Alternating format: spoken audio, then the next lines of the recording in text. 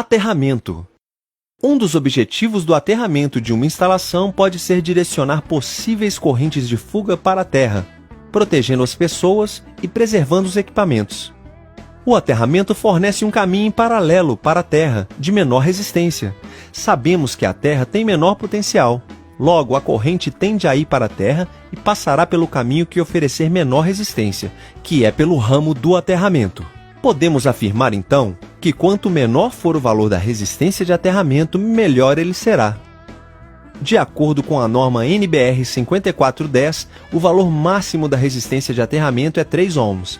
O aparelho utilizado para medir a resistência de aterramento é o terrômetro. O aterramento pode ser realizado por diversos motivos, como transmissão de sinais, por exemplo. Logo, o aterramento pode ser tanto um aterramento de proteção quanto um aterramento funcional. O nome de aterramento funcional é dado a todo aterramento que não se destina à proteção. Aterramento do neutro. Quando a concessionária de energia fornece a alimentação em baixa tensão, o neutro é aterrado. O objetivo desse aterramento não é proteção. Em um sistema trifásico equilibrado ligado em estrela, a corrente no neutro é zero. Entretanto, sabemos que a rede não está equilibrada, seja em função do aumento da demanda ou ligações ilegais à rede. Logo, existe uma corrente circulando pelo neutro, e a ligação à terra é feita para que tal corrente tenha um caminho de retorno. Aterramento de proteção, PE. A proteção contra choques elétricos por contato indireto, quando uma pessoa toca uma massa que não deveria estar energizada, mas está, é conferida em parte pelo equipamento e em parte pela instalação, pois muitas vezes a instalação possui um condutor de proteção. Entretanto, o equipamento não o possui. Em outros casos, o equipamento possui e a instalação não. A proteção só é efetiva se o equipamento possuir um condutor destinado à proteção, ou disponibilizar alguma forma para ligação, e este condutor estiver conectado à terra através de uma resistência que se aproxime de zero. A seção mínima dos condutores de proteção deve seguir as recomendações da NBR 5410. Segundo a norma para circuitos onde os condutores de fase tenham seção de até 16 mm², o condutor de proteção deve ter a mesma seção.